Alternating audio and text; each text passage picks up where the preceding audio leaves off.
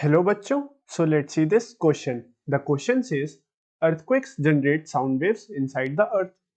Unlike a gas, earth can experience both transverse, which is denoted by S, and longitudinal, which is denoted by P sound waves. Typically, the speed of S waves is about 4 kilometers per second and that of P wave is 8 kilometers per second.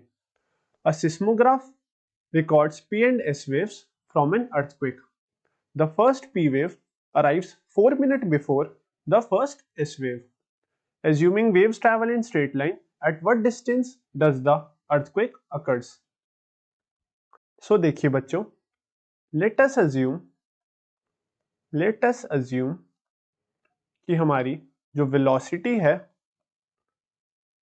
velocity of S wave is denoted by Vs, right? Transverse wave की जो velocity है वो हम denote करते हैं Vs से, and जो velocity है, velocity of P wave which is actually the velocity of the longitudinal sound waves, वो हम डिनोट करेंगे Vp से. देखिए, सपोज करिए कि ये हमारा साउंड जो अर्थक्वेक है उसका सोर्स है और ये हमारी एक पूरी अर्थ है. सो जो डिस्टेंस होगा L from the source to the seismograph, हमारा यहाँ पे एक सिस्मोग्राफ रखा है. This is our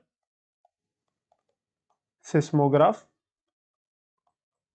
and this is our source, and L distance हमारा here is distance between source and observer which is seismograph basically. तो देखिए, जो हमारे L distance होगा L, that will be equal to Vs Ts और that will be equal to Vp Tp. देखिए, हमारी जो ट्रांसवर्स वेव होगी उसकी जो वेलोसिटी होगी multiply by the time, those transverse multiply by the time those transverse wave will take to reach the seismograph will give us the distance between the source and the seismograph, right? तो हमारी यहाँ पे Ts time है,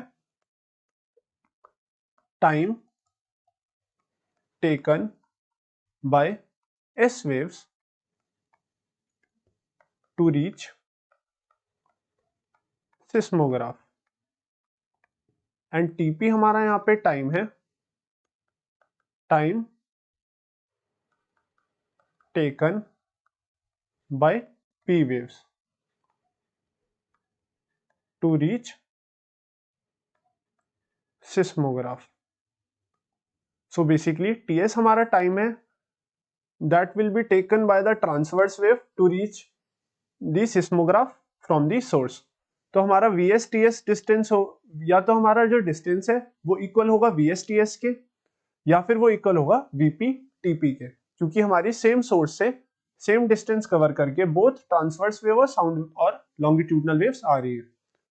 तो अगर हम यहाँ से इक्वेट करें Vs Ts and Vp Tp को, if Vs Ts is equal to Vp Tp, हमें Vs S वेव की वेलोसिटी गिवन है 4 kilometre per second multiplied by Ts equals to longitudinal waves की velocity which is 8 kilometre per second. So 8 into Tp. तो यहां से हमारा बनेगा Ts is equals to 2 times of Tp. यहां से हमारी एक बहुत ही इंपॉर्टेंट इक्वेशन बनी है which is Ts equals to twice of Tp. अब देखिए, अगर हम देखें हमारा क्वेश्चन के सेकंड पार्ट में गिवन है कि जो हमारी P वेव है वो arrives 4 minute before the S wave. तो हमारा यहाँ पे बनेगा Ts minus Tp is equal to 4 minutes, क्योंकि एक हमारी ये इक्वेशन बनेगी. क्योंकि देखिए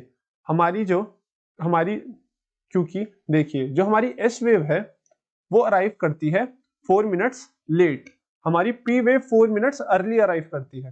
तो हमारी जो P वेव का टाइम पीरियड है वो कम होगा, Tp हमारा कम होगा as compare to Ts, right? क्योंकि वो 4 मिनट्स अर्ली अराइव करती है.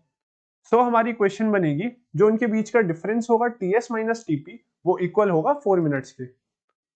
अगर हम यहाँ पे ts की वैल्यू पुट करें which is 2 minus TP equals to 4 minutes. So यहाँ से हमारा टीपी की वैल्यू आ जाएगी 4 मिनट्स के इक्वल, एंड हमारा यहाँ से ts की वैल्यू आ जाएगी 8 मिनट्स के इक्वल। तो हमने यहाँ पे दोनों टाइम पीरियड निकाल लिए जो उन वेव्स को टाइम लगेगा to reach the seismograph.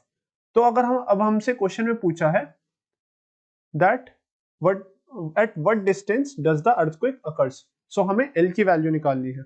And देखिए बच्चों, हमने यहाँ पे एल देखा था, वो इक्वल था या तो VSTS के या VPTP के।